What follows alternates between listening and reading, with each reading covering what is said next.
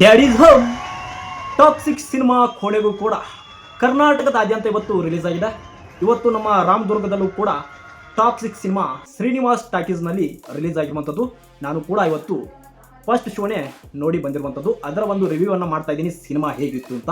ನಮ್ಮ ರಾಮದುರ್ಗದಲ್ಲಿರುವಂತಹ ಸಾಕಷ್ಟು ಸುತ್ತಮುತ್ತ ಹಳ್ಳಿಯಲ್ಲಿರುವಂತಹ ಜನರು ಕೂಡ ಈ ಒಂದು ಟಾಕ್ಸಿಕ್ ಮೂವಿಯನ್ನು ನೋಡಲು ಬಂದಿದ್ರು. ನೀವು ಕೂಡ ನೋಡಿದ್ದೀರಾ.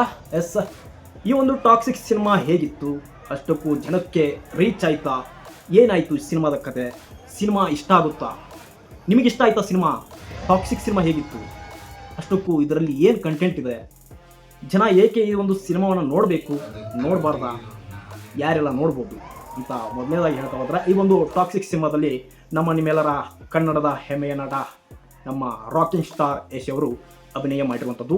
ಮೊದಲನೇದಾಗಿ ಅವರ ಒಂದು ಅಭಿನಯ ತುಂಬಾನೇ ಚೆನ್ನಾಗಿ ಆ್ಯಕ್ಟಿಂಗ್ ಮಾಡಿದ್ದಾರೆ. ಮೊದಲನೇದಾಗಿ ಯಶ್ ಅವರ ಆ್ಯಕ್ಟಿಂಗ್ ಅಂತೂ ಸೂಪರ್ ಅಂತಲೇ ಹೇಳ್ಬೋದು. ಅವರ ಒಂದು ಪಾತ್ರಕ್ಕೆ ತಕ್ಕಂತೆ ಅವರು ಚೆನ್ನಾಗಿ ಆ ಒಂದು ಪಾತ್ರಕ್ಕೆ ಆ್ಯಕ್ಟಿಂಗನ್ನು ಮಾಡುವ ಮುಖಾಂತರ ಜನರಿಗೆ ಇಷ್ಟ ಆಗ್ತಾರೆ ಈ ಒಂದು ಸಿನಿಮಾದಲ್ಲಿ.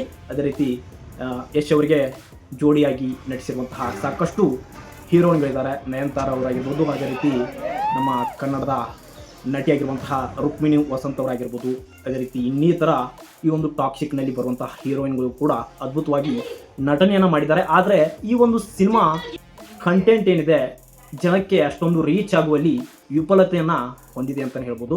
ಏಕೆಂತಂದರೆ ಈ ಸಿನಿಮಾ ನಾವು ಏನೋ ಒಂದು ಅಂದ್ಕೊಂಡಿದ್ವಿ, ಯಾವುದೋ ಒಂದು ಲೆವೆಲಲ್ಲಿ ಈ ಒಂದು ಸಿನಿಮಾನ ಮಾಡಿದ್ದಾರೆ, ಇಷ್ಟು ವರ್ಷ ಕಷ್ಟಪಟ್ಟಿದ್ದಾರೆ, ಅದಕ್ಕೋಸ್ಕರ ಅಭಿಮಾನಿಗಳು, ಯಶ್ ಅವರ ಅಭಿಮಾನಿಗಳಾಗಿರ್ಬೋದು, ಅದೇ ರೀತಿ ಕರ್ನಾಟಕದಲ್ಲಿರುವಂತಹ ಎಲ್ಲ ಹೀರೋಗಳ ಫ್ಯಾನ್ಸ್ಗಳು ಕೂಡ ಈ ಒಂದು ಸಿನಿಮಾವನ್ನು ನೋಡಬೇಕು, ಯಶ್ ಅವರ ಒಂದು ಯಾವ ಲೆವೆಲಲ್ಲಿ ಈ ಒಂದು ಸಿನಿಮಾವನ್ನು ಮಾಡಿದ್ದಾರೆ, ಈ ಒಂದು ಸಿನಿಮಾದ ನಿರ್ದೇಶಕಿ ಒಂದು ಮಹಿಳೆಯಾಗಿದ್ದರೂ ಕೂಡ ಈ ಒಂದು ಸಿನಿಮಾವನ್ನು ಯಾವ ಮಟ್ಟಕ್ಕೆ ಯಾವ ಲೆವೆಲ್ಗೆ ತಗೊಂಡು ಹೋಗಿದ್ದಾರೆ ಅಂತ ಎಲ್ಲರೂ ಕೂಡ ಕುತೂಹಲದಿಂದ ಕಾಯ್ತಾ ಇದ್ವಿ. ಆದರೆ ಇವತ್ತು ಸಿನಿಮಾ ನೋಡ್ತಿದ್ದಂತೆ ಸಾಕಷ್ಟು ಜನಕ್ಕೆ ನಿರಾಸೆ ತರ್ತಾ ಇದೆ. ಯಾಕೆಂತಂದರೆ ಜನ ಅನ್ಕೊಂಡಿದ್ದೆ ಒಂದು, ಆದರೆ ಆ ಒಂದು ಸಿನಿಮಾದಲ್ಲಿ ಆ ಒಂದು ಕಂಟೆಂಟೇ ಇರೋದೇ ಒಂದು ಬೇರೆ ಬೇರೆ ಆಗಿಬಿಟ್ಟಿದೆ. ಆ ಸಿನಿಮಾದ ಲೆವೆಲ್ಗೆ ಒಂದು ಕಂಟೆಂಟನ್ನು ಕೊಡುವಲ್ಲಿ ಈ ಸಿನಿಮಾ ಎಲ್ಲೋ ಒಂದು ಕಡೆ ವಿಫಲತೆ ಹೊಂದಿದೆ ಅಂತಲೇ ಹೇಳ್ಬೋದು. ಇನ್ನೊಂದು ಸ್ವಲ್ಪ ಚೆನ್ನಾಗಿ ಮಾಡ್ಬೋದಿತ್ತು, ಆದರೆ ಅಷ್ಟೊಂದು ರೀಚ್ ಆಗೋದಿಲ್ಲ.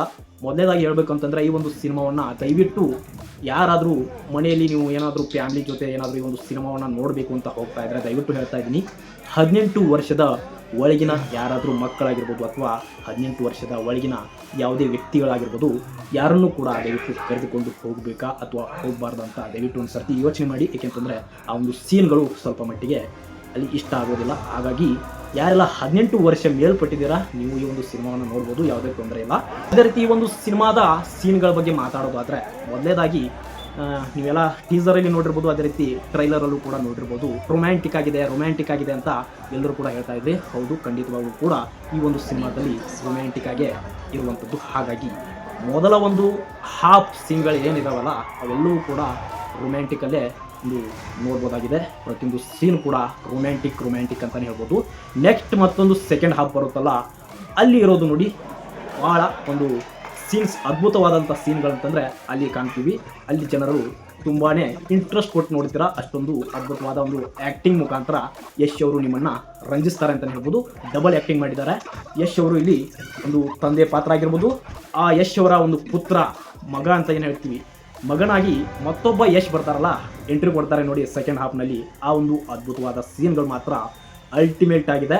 ತುಂಬಾ ಅದ್ಭುತವಾಗಿ ಯಶ್ ಅವರು ಅದಕ್ಕೆ ಆ್ಯಕ್ಟಿಂಗನ್ನು ಮಾಡಿದ್ದಾರೆ. ಅಲ್ಲಿ ನೀವು ಒಂದು ಸ್ವಲ್ಪ ನಗ್ಬೋದು, ಅದೇ ರೀತಿ ಒಂದು ಸ್ವಲ್ಪ ಎಂಜಾಯ್ಮೆಂಟ್ ಮಾಡ್ಬೋದು ಆ ಒಂದು ಸೀನ್ಗಳ ಮುಖಾಂತರ ಅಂತಲೇ ಹೇಳ್ಬೋದು. ಅಲ್ಲಿ ಮಾತ್ರ ನಿಮಗೆ ಒಂದು ಸ್ವಲ್ಪ ಮನಸ್ಸಿಗೆ ಚೆನ್ನಾಗಿದೆಪ್ಪ ಅಂತ ಒಂದು ಸ್ವಲ್ಪ ಬರ್ಬೋದು. ಸಿನಿಮಾ ಪೂರ್ತಿ ನೋಡಿದ ನಂತರದಲ್ಲಿ ನೀವು ಎಲ್ಲ ಒಂದು ಸಿನಿಮಾದ ಕಥೆಗೆ ಬಂದರೆ ಸಿನಿಮಾ ನಿಮಗೆ ಒಂದು ಸ್ವಲ್ಪ ಇಷ್ಟನೇ ಆಗಲ್ಲ. ಏಕೆಂತಂದರೆ ಸಿನಿಮಾ ಕಂಟೆಂಟು ಅಷ್ಟೊಂದು ದಮ್ ಇಲ್ಲ ಅಂತಲೇ ಹೇಳ್ಬೋದು. ಈ ಒಂದು ಸಿನಿಮಾ ಮಾಡಿರೋ ಉದ್ದೇಶ ಏನಂತಂದರೆ, ನನಗೆ ಅನಿಸಿದ ಮಟ್ಟಿಗೆ ಇದು ವಿದೇಶಕ್ಕೆ ರೀಚ್ ಆಗುವ ರೀತಿಯಲ್ಲಿ ಈ ಒಂದು ಸಿನಿಮಾವನ್ನು ನಿರ್ಮಾಣ ಮಾಡಿದ್ದಾರೆ. ಆ ಒಂದು ಸೀನ್ಗಳು ನೋಡಿದ್ರೇ ಗೊತ್ತಾಗುತ್ತೆ ಅದು ನಮ್ಮ ಭಾರತ ಸಿನಿಮಾಗಳಿಗೆ ಅಷ್ಟೊಂದು ಇಷ್ಟಪಡುವಂತಹ ಸೀನ್ಗಳು ಅಲ್ವೇ ಅಲ್ಲ. ಏಕೆಂತಂದರೆ ಇಂಥ ಸೀನ್ಗಳು ಹೆಚ್ಚಾಗಿ ನಾವು ಎಲ್ಲಿ ನೋಡ್ತೀವಿ ಅಂತಂದರೆ, ಅಮೇರಿಕನ್ಸ್ ಆಡಿಯನ್ಸ್ ರೀಚ್ ಆಗುವಂತೆ ಈ ಒಂದು ಸಿನಿಮಾದ ಸೀನ್ಗಳನ್ನ ಕಾಣ್ತೀವಿ. ಹಾಗಾಗಿ ಈ ಒಂದು ಸಿನಿಮಾ ನಮ್ಮ ಕನ್ನಡ ಪ್ರೇಕ್ಷಕರಾಗಿರ್ಬೋದು, ಅದೇ ರೀತಿ ಸಾಕಷ್ಟು ಕಡೆ ಕೂಡ ರಿವ್ಯೂಗಳನ್ನ ನೋಡ್ತಾ ಇದ್ದೀವಿ. ಸಿನಿಮಾ ಚೆನ್ನಾಗಿಲ್ಲ ಅಂತಲೇ ಹೇಳ್ತಾ ಇರೋದು. ಏಕೆಂತಂದರೆ ಸಾಕಷ್ಟು ಯಶ್ ಅವರ ಅಭಿಮಾನಿಗಳಿಗೂ ಕೂಡ ಈ ಒಂದು ಸಿನಿಮಾ ಎಲ್ಲೋ ಒಂದು ಕಡೆ ರೀಚ್ ಆಗುವಲ್ಲಿ ವಿಫಲವಾಗಿದೆ ಅಂತಲೇ ಹೇಳ್ಬೋದು. ಸ್ವತಃ ಯಶ್ ಅವರ ಅಭಿಮಾನಿಗಳು ಕೂಡ ರಿವ್ಯೂನ ಕೊಟ್ಟಿದ್ದನ್ನು ನೋಡಿದ್ದೀನಿ. ಸಾಕಷ್ಟು ಜನರು ಎಕ್ಸ್ಪೆಕ್ಟ್ ಇಟ್ಕೊಂಡಿದ್ರು, ನಮ್ಮ ಯಶ್ ಬಾಸ್ ಅವರು ಈ ಸಿನಿಮಾದ ಮುಖಾಂತರ ಮತ್ತೊಂದು ಏನೋ ಒಂದು ಮಾಡ್ತಾರೆ, ನಮ್ಮ ಕನ್ನಡ ಇಂಡಸ್ಟ್ರಿನ ಮತ್ತೊಂದು ಲೆವೆಲ್ಗೆ ಏನಾದರೂ ಒಯ್ತಾರೆ ಅಂತ ಎಲ್ಲರೂ ಕೂಡ ಅಂದ್ಕೊಂಡಿದ್ರು, ನಾನು ಕೂಡ ಅಂದ್ಕೊಂಡಿದ್ದೆ. ಬಟ್ ಬರ್ತಾ ಬರ್ತಾ ಆ ಒಂದು ಸೀನ್ಗಳು ನೋಡ್ತಾ ನೋಡ್ತಾ ಎಲ್ಲೋ ಒಂದು ಕಡೆ ಈ ಕತೆ ಬೇರೆ ಬೇರೆ ಆಗ್ತಾ ಹೋಯಿತು. ಅದೇ ರೀತಿ ಈ ಒಂದು ಸಿನಿಮಾದ ಕಥೆಯನ್ನು ಒಂದೇ ಲೆವೆಲಲ್ಲಿ ಓದಿಲ್ಲ, ಅಂದರೆ ಒಂದೇ ರೀತಿಯಾಗಿ ಹಾಗೆ ನೋಡ್ತಾ ನೋಡ್ತಾ ಇಂಟ್ರೆಸ್ಟ್ ಬರೋ ರೀತಿಯಲ್ಲಿ ಈ ಒಂದು ಸಿನಿಮಾವನ್ನು ಮಾಡುವಲ್ಲಿ ಎಲ್ಲ ಮಧ್ಯ ಮಧ್ಯದಲ್ಲಿ ಯಾವುದ್ಯಾವುದೋ ಸೀನ್ಗಳನ್ನ ಜೊತೆಗೆ ಈ ಸಿನಿಮಾದ ಕಥೆಯೇ ಅರ್ಥ ಆಗದ ರೀತಿಯಲ್ಲಿ ಈ ಒಂದು ಸಿನಿಮಾದ ಸೀನ್ಗಳನ್ನ ಕಾಣ್ತೀವಿ. ಹಾಗಾಗಿ ಒಳ್ಳೆ ಒಳ್ಳೆ ಸಿನಿಮಾಗಳನ್ನ ಮಾಡಿ ಸಾಕಷ್ಟು ಜನರು ಹೇಳ್ತಾ ಇದ್ದಾರೆ, ಕಿರಾತಕ, ಗೂಗ್ಲಿ ಎಂತೆಂಥ ಸಿನಿಮಾಗಳನ್ನ ಮಾಡಿದ್ದಾರೆ ಸರ್ ಯಶ್ ಅವರೇ, ಆದರೆ ಇವತ್ತಿನ ಟಾಕ್ಸಿಕ್ ಸಿನಿಮಾ ನಮಗೆ ಇಷ್ಟ ಆಗ್ತಾ ಇಲ್ಲ ಅಂತ ಸಾಕಷ್ಟು ಯಶ್ ಅವರ ಅಭಿಮಾನಿಗಳು ಬೇಸರವನ್ನು ಹೊರಹಾಕ್ತಾ ಇದ್ದಾರೆ. ಅವರ ಒಂದು ರಿವ್ಯೂವನ್ನು ನೋಡಿದ್ದೀನಿ. ಹಾಗಾಗಿ ಯಶ್ ಅವರು ಮುಂದಿನ ಒಂದು ಸಿನಿಮಾಗಳು ಜನರಿಗೆ ಇಷ್ಟ ಆಗುವ ರೀತಿಯಲ್ಲಿ ಮಾಡಿ ಅಂತ ಹೇಳ್ತಾ, ಇನ್ನು ಈ ಸಿನಿಮಾ ಎಲ್ಲರೂ ಕೂಡ ನೋಡ್ಬೋದು, ಅಷ್ಟೊಂದೇನು ಬೇಸರ ಅಂತೂ ಆಗೋದಿಲ್ಲ, ಚೆನ್ನಾಗಿದೆ. ಬಟ್ ಕಂಟೆಂಟಲ್ಲಿ ಅಷ್ಟೊಂದು ರೀಚ್ ಆಗುವಲ್ಲಿ ವಿಫಲತೆಯನ್ನು ಹೊಂದಿದೆ. ಇನ್ನು ಯಶ್ ಅವರ ಆ್ಯಕ್ಟಿಂಗ್ ಮಾತ್ರ ಸೂಪರ್ ಫ್ಯಾಂಟಾಸ್ಟಿಕ್. ಎಲ್ಲರೂ ಕೂಡ ನೋಡಿ ಸಿನಿಮಾನ. ಇಷ್ಟ ಆದರೆ ನಿಮ್ಮ ಒಂದು ರಿವ್ಯೂನ ಈ ಒಂದು ವಿಡಿಯೋ ಮುಖಾಂತರ ಕಮೆಂಟ್ ಮಾಡಿ. ಯಾರೆಲ್ಲ ಇವತ್ತು ರಾಮದುರ್ಗ್ ಶ್ರೀನಿವಾಸ್ ಟಾಕೀಸ್ನಲ್ಲಿ ಟಾಕ್ಸಿಕ್ ಸಿನಿಮಾವನ್ನು ನೋಡೋದು ಬಂದಿದ್ರಿ, ದಯವಿಟ್ಟು ಎಸ್ ನಿಮ್ಮ ಒಂದು ರಿವ್ಯೂವನ್ನು ಈ ಒಂದು ಕಮೆಂಟ್ ಬಾಕ್ಸಲ್ಲಿ ತಿಳಿಸಿ, ಸಿನಿಮಾ ಹೇಗಿತ್ತು ಅಂತ. ಇದು ನನ್ನ ರಿವ್ಯೂ, ಇದರಲ್ಲಿ ಏನಾದರೂ ತಪ್ಪಿದ್ದರೆ ದಯವಿಟ್ಟು ಕ್ಷಮಿಸಿ. ನನ್ನ ಅನಿಸಿಕೆಯನ್ನು ನಾನು ಹೇಳಿದ್ದೀನಿ, ಏಕೆಂತಂದರೆ ನಾನು ಕೂಡ ಈ ಒಂದು ಸಿನಿಮಾವನ್ನು ನೋಡಿರುವ ಕಾರಣ ನಾನು ಏನು ರಿವ್ಯೂ ಕೊಡಬೇಕು ಅದನ್ನ ಕೊಟ್ಟಿದ್ದೀನಿ. ಇದರಲ್ಲಿ ಏನಾದರೂ ತಪ್ಪು ಹೇಳಿದೆಯಾನ, ನೀ ಹೀಗೆ ಹೇಳಿದೆಯಾನ ಅಂತ ಏನಾದರೂ ಹೇಳೋರಿದ್ರೆ ದಯವಿಟ್ಟು ಕ್ಷಮಿಸಿ, ಏನಾದರೂ ತಪ್ಪು ಹೇಳಿದರೆ. ಬಟ್ ನನ್ನ ಅನಿಸಿಕೆ ನಾನು ಹೇಳಿದ್ದೀನಿ, ನಿಮ್ಮ ಅನಿಸಿಕೆಯನ್ನು ನೀವು ಕೂಡ ವಿಡಿಯೋ ಮಾಡಿ ಹಂಚಿಕೊಳ್ಳಿ, ಅಥವಾ ಈ ಒಂದು ಕಮೆಂಟ್ ಬಾಕ್ಸಲ್ಲಿ ಕಮೆಂಟ್ ಮಾಡಿ. ಹಾಗೆ ನಮಗೂ ಕೂಡ ಸಪೋರ್ಟ್ ಮಾಡಿ. ಈ ಒಂದು ಪೇಜ್ಗೆ ಏನಾದರೂ ಹೊಸಬರಾಗಿದ್ದರೆ ನಮ್ಮ ರಾಮದುರ್ಗದ ಸುತ್ತಮುತ್ತಲಿರುವಂತಹ ಎಲ್ಲ ಜನರು ಕೂಡ ಪೇಜ್ಗೆ ಸಪೋರ್ಟ್ ಮಾಡಿ, ಫಾಲೋ ಮಾಡಿ. ನಾವು ಕೂಡ ಸಣ್ಣ ಪುಟ್ಟ ಒಂದು ಆ್ಯಕ್ಟಿಂಗ್ಗಳನ್ನ ಮಾಡ್ತಾ ಇರ್ತೀವಿ. ಎಲ್ಲ ಹೀರೋಗಳಿಗೂ ಕೂಡ ನಾನು ಆ್ಯಕ್ಟಿಂಗ್ಗಳನ್ನ ಮಾಡ್ತಾ ಇರ್ತೀನಿ. ಎಲ್ಲ ಹೀರೋಗಳು ಅಷ್ಟೇ, ಎಲ್ಲ ನಮ್ಮ ಹೀರೋಗಳು ಎಲ್ಲ ನಮ್ಮ ಕನ್ನಡ ಚಿತ್ರರಂಗದ ಹೀರೋಗಳೇ. ಹಾಗಾಗಿ ಯಾರಿಗೂ ಕೂಡ ನಾನು ಭೇದ ಭಾವ ಮಾಡೋದಿಲ್ಲ. ಆದರೆ ಹೆಚ್ಚಿನ ಅಭಿಮಾನ ನಾನು ದರ್ಶನ್ ಅವರಿಗೆ ಕೊಡ್ತೀನಿ.